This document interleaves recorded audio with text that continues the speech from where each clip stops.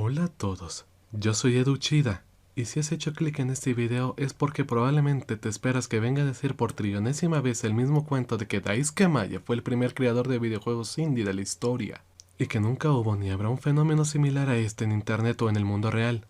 Pero, ¿es acaso esta afirmación cierta?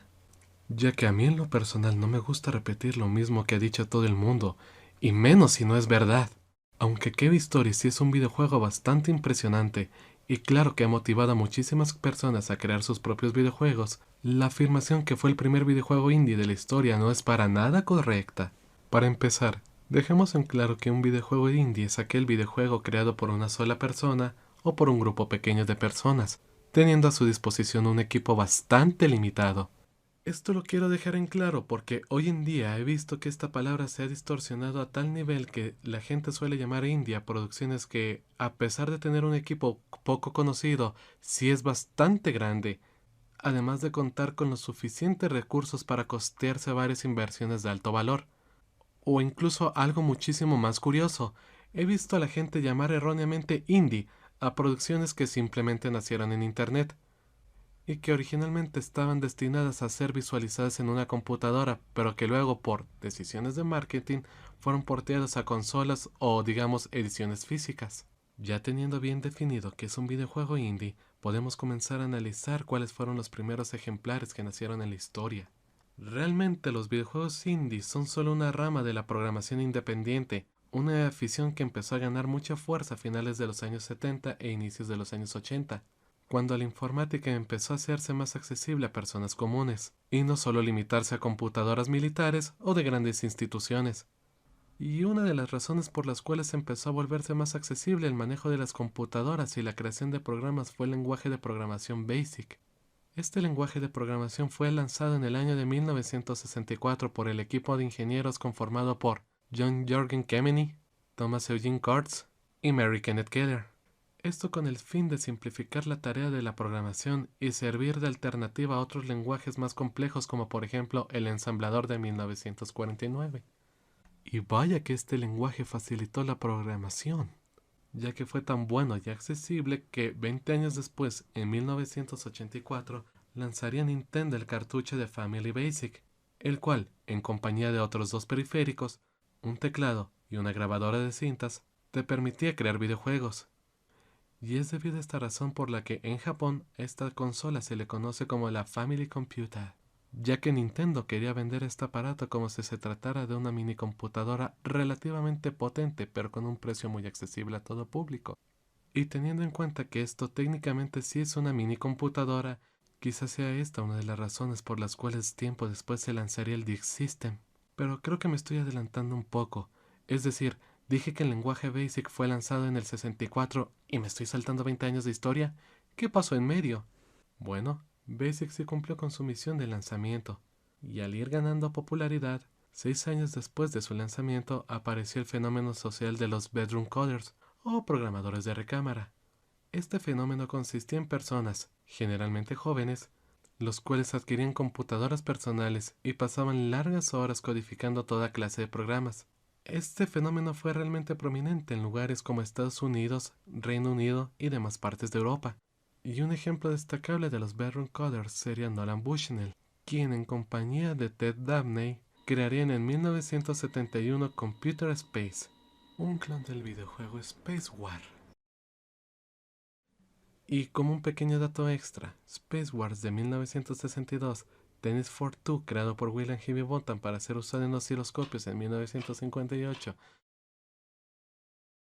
NIM, creado para la computadora Nimrod de 1951, y Tic-Tac-Toe, creado para la computadora Bertie de Bryan en 1950, son considerados los primeros videojuegos que hayan sido creados.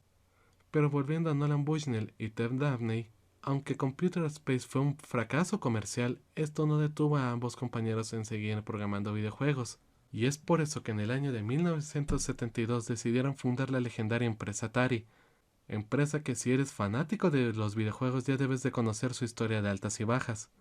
Otro ejemplo destacable de los bedroom coders serían los hermanos Tim y Chris Stamper, quienes en el año de 1982, y ya con BASIC bien establecido como un titán en el mercado, se hicieron con una computadora personal ZX Spectrum y de un sistema operativo Sinclair Basic, para que, de esta manera, pudieran crear una empresa propia, Ultimate Play the Game, y de esta manera poder lanzar sus propios videojuegos de manera independiente, como lo fue su primer lanzamiento, Jetpack, en el año de 1983.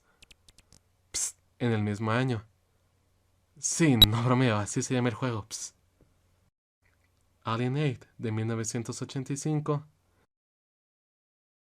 Y Pentagram, en 1986. Y después de haber lanzado todos esos juegos, se deben de estar preguntando, ¿qué fue de la vida de estos dos hermanos? Bueno, ellos decidieron embarcarse en un proyecto más avanzado, el hacer la ingeniería inversa en la consola NES. Y fue gracias a esto, y al talento que demostraron en Ultimate, que pudieron asociarse con Nintendo y crear la empresa Rare, y el resto, caballeros, es otra historia. Bien, hasta ahora he mencionado cómo fueron los inicios de los juegos indie en Occidente, pero ¿qué hay del lado de los orientales? ¿Es que acaso Daisuke Amaya realmente fue el primer desarrollador indie de Japón? Por supuesto que no. Y el desarrollador que más rápido se me viene a la cabeza antes que Daisuke Amaya es este señor de aquí. Para el que no lo conozca, les presento a Ota Yunya, mejor conocido por su seudónimo en internet, Hakurei Kanushi, o para los cuates el Sun.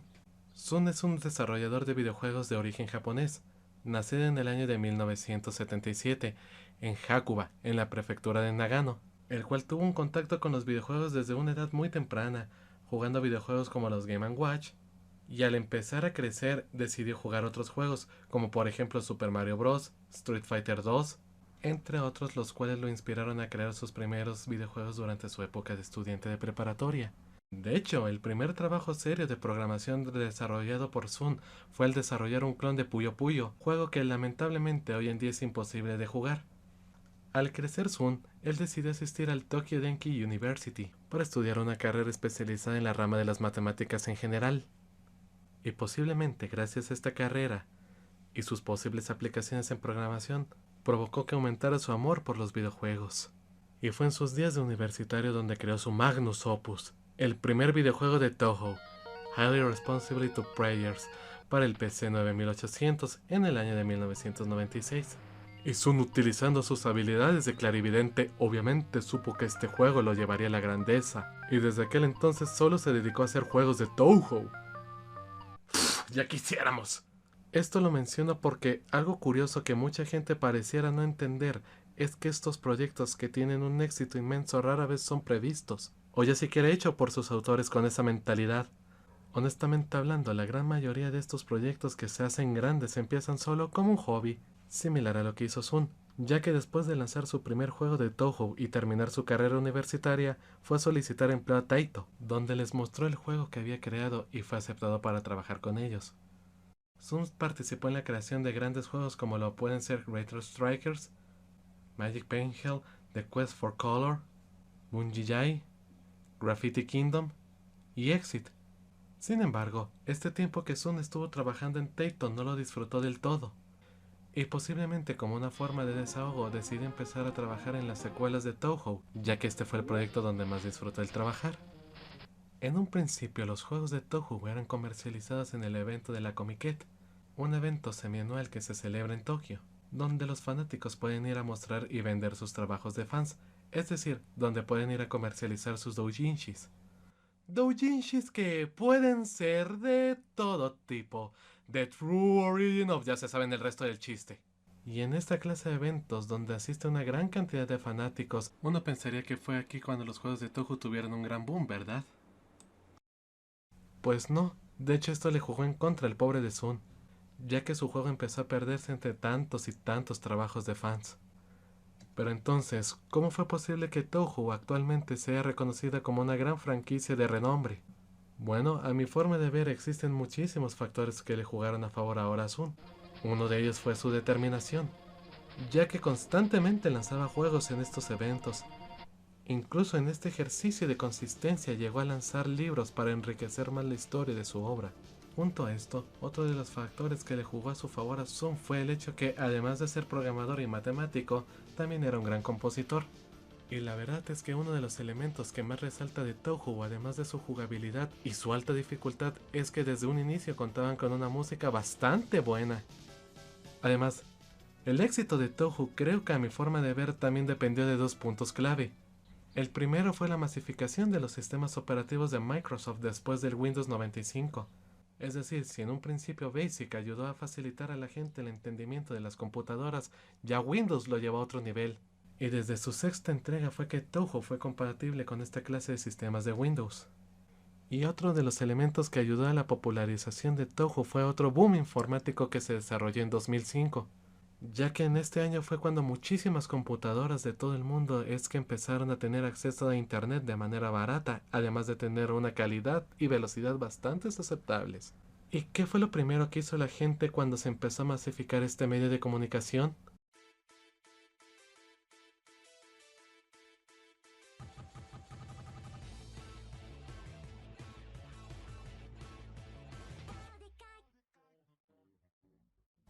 Además de esto, fue el mostrar sus gustos mediante homenajes, y algunos homenajes fueron tan raros que simplemente era imposible no notarlos. ¿Quieren un ejemplo de ello?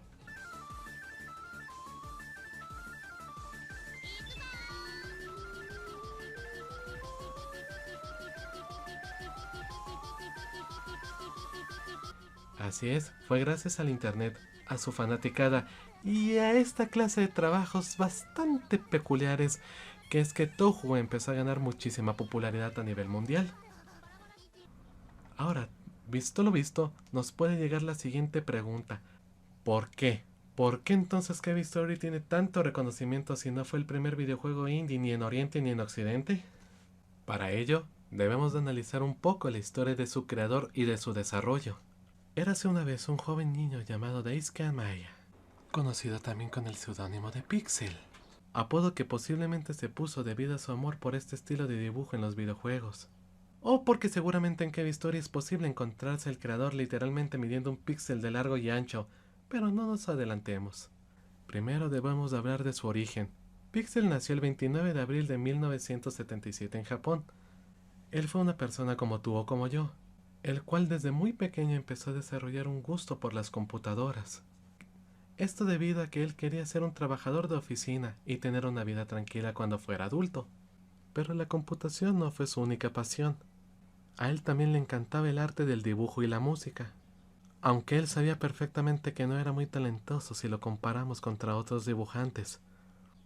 Y por supuesto, si tenía una gran pasión por la música, el dibujo y la informática, esto sería un efecto dominó para que también tuviera una gran pasión por los videojuegos, ya que estos combinaban los elementos de sus tres pasiones principales. Pasión que fue en aumento al enterarse que su compañero de cuarto durante sus días de estudiante de universidad también estaba desarrollando su propio videojuego. Pixel le pidió si podía enseñarle todo lo que supiera de programación, y con estos nuevos conocimientos, Pixel comenzó a trabajar en uno de sus proyectos más ambiciosos, un programa para la creación de música. Zip, el primer proyecto serio de Daisuke Amaya fue el desarrollo de un software de audio llamado ORG Maker, programa que, como un dato curioso, yo también he llegado a utilizar. La verdad es que a mí me parece muy buena idea el crear tus propias herramientas, ya que, aunque hoy en día tenemos cientos de herramientas de fácil acceso como Game Maker o Unity, especializadas en la creación de videojuegos, o FL Studio y Ableton Live para hacer música, tengamos en cuenta que Pixel estaba haciendo sus proyectos entre finales de los años 90 e inicios de los años 2000, cuando estas herramientas no eran tan fáciles de conseguir. Así que, si no tienes una herramienta a la mano, crea la propia. Una vez creado su primer proyecto grande, empezó a surgir en su mente una nueva idea. Pixel quería crear un videojuego inspirado en sus juegos favoritos, como por ejemplo Super Mario Bros., Metal Slug, Final Fantasy o Pokémon. Y su mayor inspiración, Layla. O eso es lo que yo diría, de no ser que Pixel nunca ha mencionado este juego dentro de sus inspiraciones. Pero vamos a ver, es que simplemente es imposible no hacer una comparativa. Es decir, tan solo mírenlo, Layla es clavadito a Cave Story. En ambos juegos tenemos un protagonista que explora escenarios cavernosos, solamente que en Layla estos son asteroides.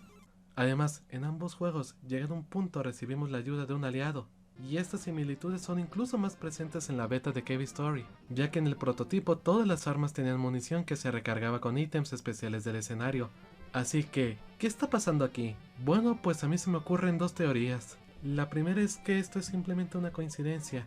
Sí, ya sé que esto puede ser una respuesta muy insípida, pero también es la más posible, ya que Layla fue lanzada en diciembre de 1986 y en ese mismo año, pero en agosto, ya había salido Metroid, juego que este sí realmente fue una de las inspiraciones para Cave Story. Además, otros juegos como Metal Slug o Wonder Momo también tienen muchas similitudes a Layla. Psst. Por cierto, ya que estamos hablando de Wonder Momo, vayan a ver el video de 1% Labs.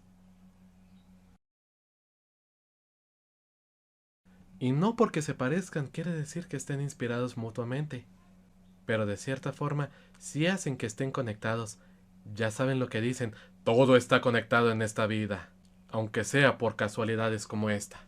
La segunda posibilidad es que Layla sí llegó a inspirar a Cave Story, solo que Daisuke Maya no lo recuerda.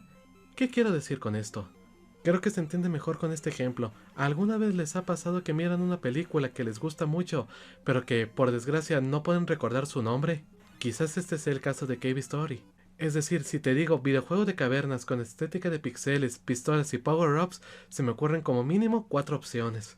Ya sabido qué es lo que inspiró a Pixel, ¿cómo fue el proceso de gestación de Cave Story? Pixel quería crear un videojuego inspirado en sus títulos favoritos, como los ya mencionados, pero especialmente en Metroid, con la diferencia de que Pixel sentía que Metroid tenía una aura muy tétrica. Así que decidió que este juego que estaba desarrollando debía de tener una estética muchísimo más adorable. Sin embargo, aunque Pixel tenía en claro ya cuál sería su mayor proyecto, decidió primero entrenarse haciendo otros juegos más simples y cortos, aunque en un principio Pixel temía que sus juegos no fueran bien recibidos por estas razones. Pero Pixel lo tenía bien claro, esto era solamente un hobby, algo que hacía por diversión. Y este quizás es uno de los sentimientos que todos los creadores de contenido en general hemos tenido alguna vez. Y esta mentalidad es bastante sana, ya que la prioridad número uno de Pixel era todavía dedicarse a sus estudios, terminarlos para después conseguir un buen trabajo. Es decir, Pixel no era ningún elegido, era una persona del mundo real como todos nosotros. Así que durante 2 años estuvo trabajando en Cave Story, solamente durante sus ratos libres. Y después de 2 años de arduo desarrollo finalmente había terminado su Magnus Opus. Emocionado, lo primero que hizo Pixel fue enseñarle el juego que ya había terminado a uno de sus amigos más queridos, un hermano del alma como yo suelo decir. Y como el buen amigo que era, lleno de amor y con el corazón hecho de oro, la rápida respuesta de él fue que no le había gustado pero para nada el juego.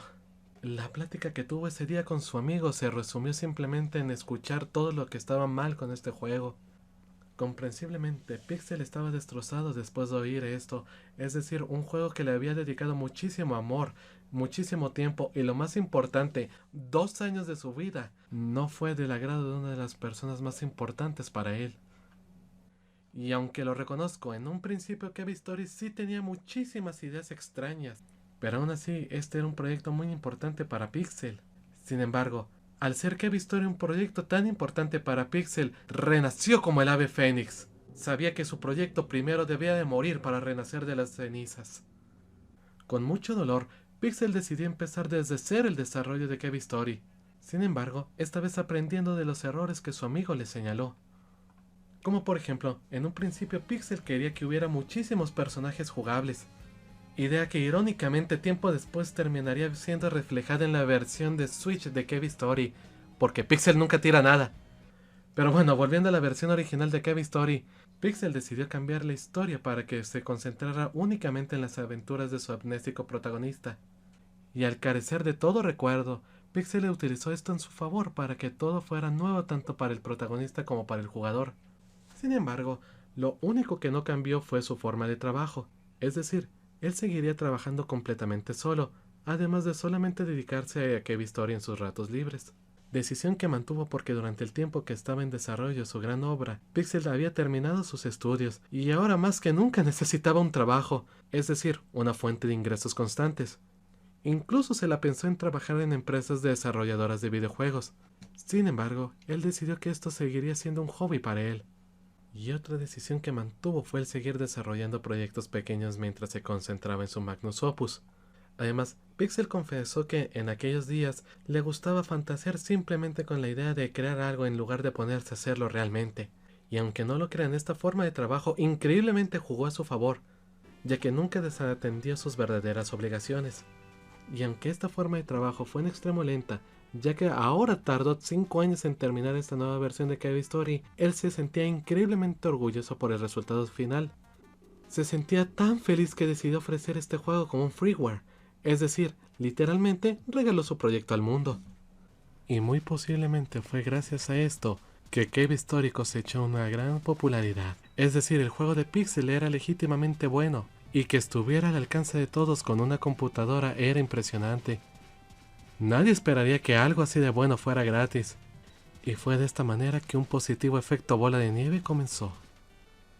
Cuando Pixel había terminado Cave Story, él había declarado que este sería su último trabajo relacionado al mundo del gaming, además de que no esperaba obtener más de unas cuantas descargas. Pero increíblemente Cave Story fue un éxito explosivo. Hubo traducciones al inglés, ports para computadoras Mac. Muchísima gente estaba hablando de Cave Story. Y si todo esto les parece increíble, es solo la punta del iceberg. Y rápidamente Cave Story se volvió en un movimiento tal que me atrevo a compararlo con mascotas de otras empresas de videojuegos como Mario o Sonic. Cave Story, tanto el videojuego como su historia de desarrollo, inspiraron a muchísima gente. Algunos casos de estos son la aparición de Curly en el juego 1001 Spikes, la aparición de Quote en The Binding of Isaac Afterbirth, que Quote y Curly son jugables en el juego de Blaze Strange. En el juego de Hustle in the Darkness se puede ver una estatua de Barlog. También tenemos otra aparición de Barlog en el juego de Creepy Castle. Los boss monsters de Undertale están inspirados en los Mimiga de Cave Story. Se puede desbloquear un traje alternativo en el juego de Crystaldale con la apariencia de Curly Brace. Además, Curly y Quote también son jugables en Crystal Crisis. El pececito de Cave Story puede ser pescado en Fisher. Curly aparece como un jefe en el popular juego de I Wanna Kill the Guy. Incluso Cave Story ha aparecido en cadenas de televisión grandes, como por ejemplo, una maquinita de Cave Story puede verse en la popular serie de Zack y Cody Gemelos a Bordo. Incluso Cave Story aparece en cadenas de videojuegos conocidas a nivel mundial, como por ejemplo Nintendo, ya que en Kid Icarus Uprising se está haciendo una referencia a Cave Story. Y es esa es la verdadera magia de Cave Story, dando así el mensaje que si quieres que las cosas se hagan populares, posiblemente solo necesitas hacerlas bien. Daisuke Amaya era un hombre modesto, él simplemente creó un videojuego que pensó que la gente disfrutaría. Y en mi opinión personal, este es uno de los fenómenos sociales más bonitos que puede existir. Que un trabajo simple pero hecho con muchísimo amor y calidad llegue a inspirar a muchísimas personas en todo el mundo. Es un hecho que Cave Story no fue realizado con el mejor equipo de cómputo del mundo o con todo el dinero que se pueda tener, pero sí fue hecho con toda la pasión humanamente posible, brindando de esta manera una gran alma y esencia a la obra que se estaba creando. Y vaya que se nota cuando algo tiene alma. Se puede observar que empezarán a nacer muchísimas ramificaciones inspiradas en superar o rendir tributo a lo que en un principio te inspiró. Ya lo dice el sabio refrán, todos estamos conectados en este bello mundo, y de vez en cuando es lindo volver a lo que te esté inspirando.